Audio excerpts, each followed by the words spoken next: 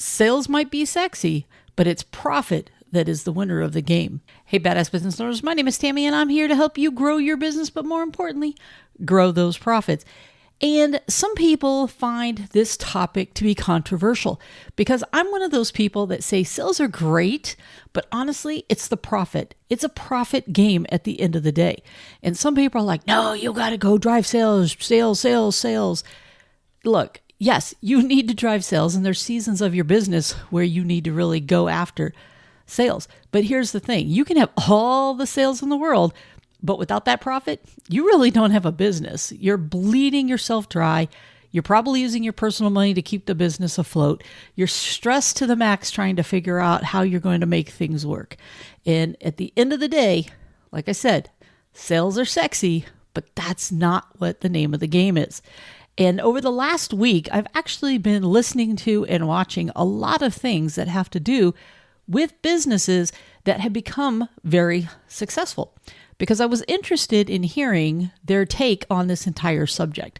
And one of the things that I found pretty funny was the fact that how many of the ones that have done very well talked about this very thing. And one of the things that they said was that, if you really want to grow your business, it's to keep in mind that it's a profit thing, that it is all about the profit. You've got to have a profitable business. Now, some of them would say take all the profit and throw it back into the business to grow it. Others would say, you know what, yeah, I had to find a happy medium for keeping some of the money, but then reinvesting back in the business to grow it. They all talked about the fact to make sure that you pay your taxes first. And as much as possible, if you're going to use debt, you're leveraging it. But for the most part, don't get heavily in debt and stuff like that. But the theme that I found interesting was the whole profit piece of it, to make sure that your business is profitable. Because you see, a lot of these folks, they've realized the hard way. They did what you do, right? They've done the same exact thing. They went after sales, and they realized that they couldn't keep the business going the way they were doing because it wasn't profitable. Now, in the beginning, some of them, yes, they did everything they could to get every sale possible, even if it wasn't a profitable sale. And I can see doing that, trying to get your business off the ground and trying to get it going. But there comes a tipping point, and this is where you have to be able to pull it back of, I've got to make sure these sales are profitable, that I'm making money from these sales, because I need those profits. Because remember, profits have 3 jobs, right? You got to pay your taxes, you got to reinvest back in the business, you got to make sure you pay off your debt, and then you can have money as the business owner. Now, if you choose to take the money you would get as a business owner and put it back in the business as well, that's great. That's fine. If you have the resources to do that, if you have the means, if you have another income that's coming in and you don't have to live off your income, feel free to throw your owner's piece back into the business. But the important thing is that you have built a business that creates enough money for you to have the taxes paid, to reinvest back in that business, pay any debt that you've got, and to pay yourself. And then you can make that choice to reinvest your money if that's the case. But for a lot of you, you need that money. You're dependent upon that money. Now, you might be able to get away with taking less than $1,000 a week and saying, hey, the rest I can go ahead and put back in. For some of you, it might be $500 a week. It just depends upon your business. But as your business grows, you want to try to make more money. But the important thing is that you want to make sure that you're building this profitable business. Matter of fact, one of the things that I was reading was talking about these 2 business owners, and one of them had built their business to be a $10 million a year business, and the other person had built it to be a $1 million business a year. And everybody was like all over the $10 million person, trying to ask them questions like, how did you get there? What was going on? And then one of the things that people discovered is when they peeled it all back, it turned out that the person making the $1 million actually had more profits than the one who was doing $10 million in sales, because the person who was making $10 million in sales had ran up the debt in the business to be able to get it there. So a lot of their profits were having to go to the debt. They also had a lot of employees to be able to grow the business. So they were taking so much money, putting it into payroll and everything else. It wasn't that the $1 million person didn't have a payroll, but it was just it exponentially as that business grew, the other one had to put in a lot more money.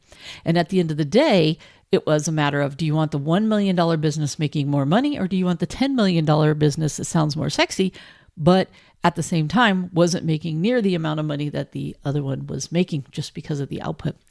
Sometimes we get so caught up on sales, sales, sales that we forget that there are business owners in every single one of our communities that's not the biggest, right? They're the steady. They have a great reputation in town, and the odds are they probably make a lot more money and take home a lot more money than somebody else that happens to be out there trying to, become, really fancy and cars and wraps all over the town on those vehicles and everything else. Is a lot of times what people don't see is that as that person who's grown in your community and has gotten all those vehicles and those wraps and everything else, they have been making probably less and less. In the beginning, they made a lot more because their business, but once they started hiring and growing the business, that extra income came down. Which brings me to another part that I think a lot of people don't understand is that a lot of times we're our own worst enemy. I can't tell you how many people I've seen that they are the only person, or maybe they have one person, but for the most part, they're the only person, and they start to make some really good money.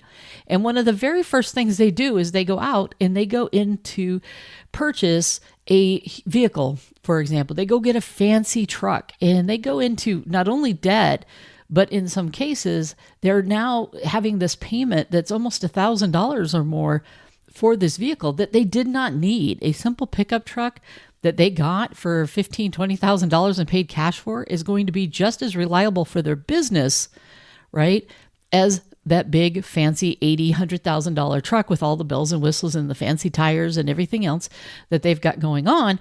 But now they have less money because your profit has to pay taxes, has to reinvest in the business, pay debt, and then you get it.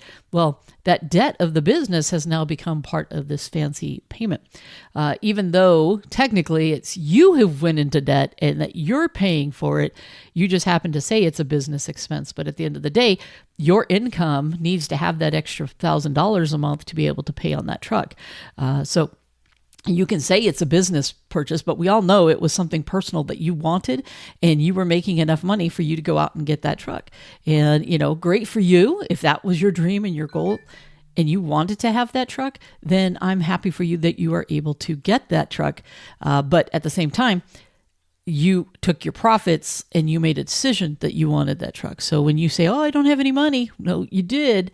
You just bought a truck, okay? And it could be anything that's fancy that you've decided to go out and get.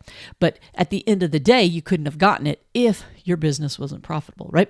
But then if you start growing and all of a sudden you've got all these other expenses, that truck payment starts to become this chokehold because you still have to come up with a way to be able to make that truck payment. So it is still weighing heavy on you when you're trying to also grow the business, but you also just grew your expenses, grew your payroll or whatever, because you're trying to grow the business at the same time. So, there's a lot of different things that go into this. But what I really wanted to share was how interesting it was that a lot of these business owners who had become successful, one of the key factors that they all talked about was the bottom line. To ensure that the business was profitable, that the business was making the money that it needed to do for them to grow the business, because they knew that they needed those profits in order to continue to reinvest back in the business to grow it even more. And we're talking about people that had become millionaires or multimillionaires, but the same thing kept coming back, that they had to make sure that the business was profitable for them to be able to create that growth. And I just wanted to make sure that you guys all heard that message, even at your stage, because there's some of you that do a fantastic job with this. You absolutely, you are perfectly happy with where you're at in your business because you make really good money. You make perfect amount of money for your family. You might have these visions and these goals to because it's more of a competitive nature with ourselves, that we want to become this we want to own the world, multi-million-dollar business, and we want to grow our sales, and we want to do all these things. When in reality, that's going to come at a cost. It's actually going to end up costing us something in order to be able to grow the business like that. And you don't necessarily need to get yourself in all kinds of debt to be able to do that. And for some of you, you don't want to, you may feel the need to grow the business to become successful, but the reality is you already have success. It's not about how those sexy sales look. If you're making the amount of money that you want to make to take care of your family and to live the lifestyle that you want to do, you have a successful business. You're doing really well. The only person who's pushing you to that $1 million, $2 million, $3 million, $250,000, whatever that number is you. You just have to ask yourself, why are you going after that number? Are you going after that number because of what you believe in with your business and the fact that you want it to be that big? Or are you doing it because you feel that the only way you're going to be successful is if you built a business to that particular stage? And for many of you, that's not necessarily what you want.